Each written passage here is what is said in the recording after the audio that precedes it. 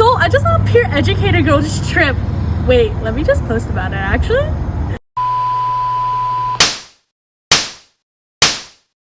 Hey everyone, it's Christine. And it's Ashley. Welcome back to another Wellness Wednesday. Today we're going to be talking about something that directly affects you every single day. In fact, if you're watching this video right now, you're actively being influenced by it.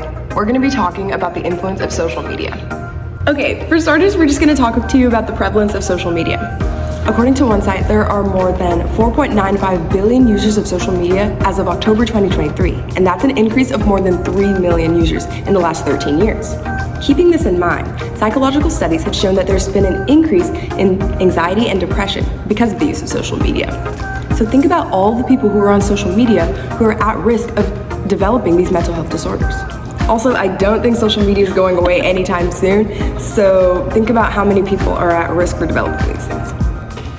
So a popular social media platform that almost anybody is on is Instagram.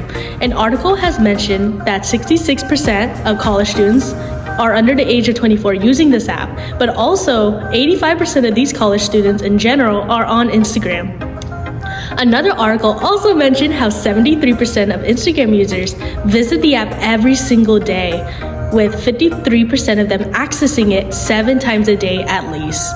The social media platform has become a means that lots of people use to connect with others, whether that be texting, selling, or aiming to be an influencer in the social media world. Also, along with Instagram, another popular social media platform that is TikTok. So TikTok has 80 million users, with 60% of them being between the ages of 16 to 24. This app has been shaped so that any type of content can be found on this app. The type of content can vary from skincare routines, travel tips, political and wellness advices, or create dances to popular songs. An article that I found said that 4 in 10 students use TikTok, with 36% being men and then 44% being women. And they even reported that 34% of them get their daily news on this app actually. Guys, it's influencing us without us even knowing it. Okay, so now we're going to talk about how social media affects specific parts of your mental health. So don't get us wrong, there are definitely influencers out there who have a positive effect on mental health and just have like a really good aura and vibe about them. However, there are some sites that do put out some pretty negative content. For instance, it's been found that social media really influences us negatively in terms of consumerism. In today's society, it seems like every day social media is influencing us to participate in world trends. And an article I came across talked about how social media caused college students to become mass consumers, which is so bad. It's crazy. With the many different ads on social media, especially apps like Instagram and TikTok, it becomes a means for college students to come across items like makeup, skincare, or home products that influences them to want to buy them, more so than if they were just in a store like Target or something. Oh yeah, for sure. For example, a trend that I can think of is how Hydro Flask were super popular for a while. And then with this trend, it fell way too soon because shortly after, Stanley Cups were in. And I was so confused because I was like, what's the difference? And then recently, Owalas became the new public cup to carry around campus. So the pretty constant changing of what is considered in makes other people feel that they have to also follow these types of trends to fit in and be like others or be updated in the current styles of today. Oh, I really needed a wallet. I can't stand just having a Stanley. This is not it for me, really. Oh, what color should I get? Oh, $20? That doesn't sound so bad. Maybe I get a 48 pounds. Oh my gosh, I'll just buy this and also buy the Stanley. I don't know. So an area influence that social media has a long history of influencing is the portrayal of body images to its users. There has been research that's been conducted that found a link between beauty depictions found in movies, magazines, and TV shows. Okay, so I personally had moments of struggles with questioning how a fit body should essentially look like, especially with social media. It gives off the portrayal of how this is how a young woman should look like, and this is the type of fitness routine that she should follow.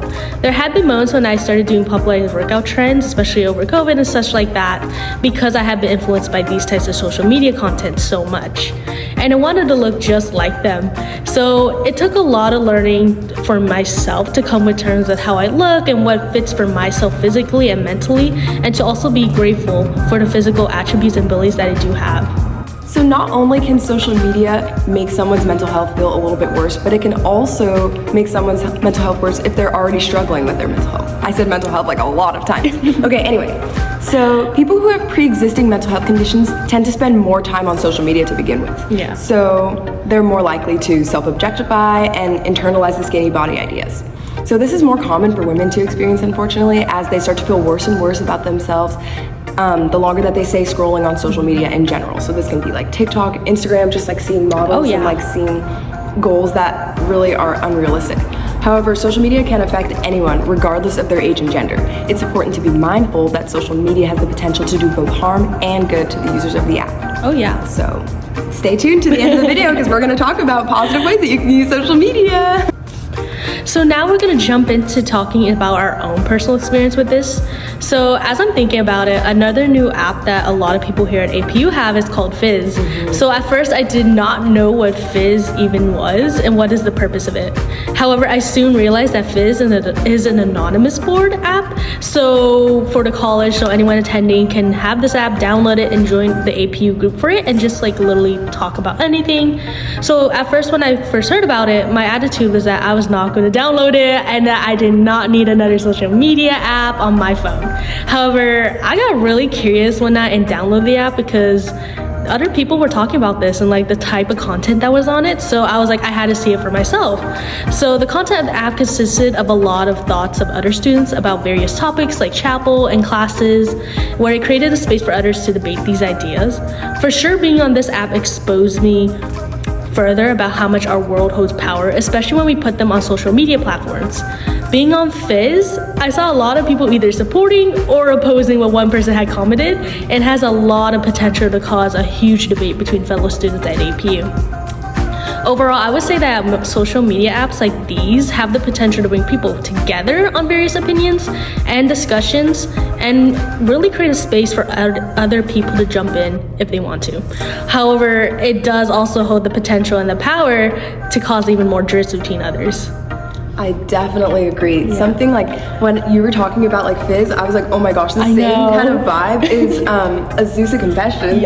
And so it's kind of along the same lines of like hiding behind like anonymity. You guys know, being anonymous. And so you definitely have the power to like put out like positive things and fun things, which is like so awesome. Like I think it's so cool. But then there's also the power to like where people can just hide behind this and say whatever they want, even if it's negative or even if they're talking about other people, which really isn't cool. And so I've never really had the personal experience of I've been grateful to never have the personal experience to have somebody talk about me on social media or on an anonymous platform such as that. However, I know that I'd be really hurt if I saw my name up there or if somebody was like basically describing me, you know? So I think kind of like Christine was saying, it's just like so important like to just be mindful of what you're putting out there because it really does matter and it may not seem like it, but it's hurting somebody on the other side of that screen. Oh yeah.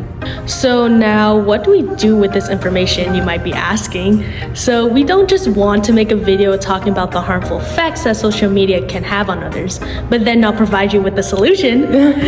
So therefore, for starters, we would be remiss in our duties if we didn't tell you to please be mindful of what you post on social media. Before you post anything, please keep in mind all things you learned in this video. When scrolling through social media, people can be in a vulnerable state, and the last thing they need is to see a post where someone is talking about them or just being very negative in general.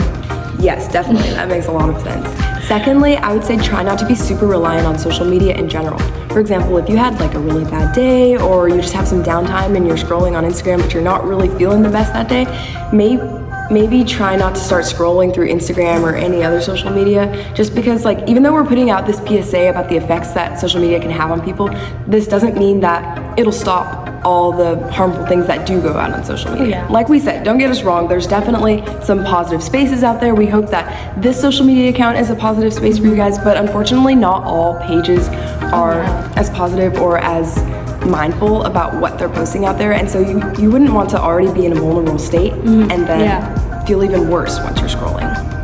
And with that, that's gonna lead us to our outro. So thanks for tuning in. We hope that this Wellness Wednesday was super insightful for everyone and that you were able to learn just a little bit more about the effects of social media and what to do with this. Yes, we hope you have a great rest of your day. Thanks so much for tuning in. We hope to see you guys soon. Bye! Ow! So maybe I shouldn't post about her tripping. Like, I don't really know her and I don't want to hurt her feelings, so I'll decide against it. But thanks for your educator for educating me on this.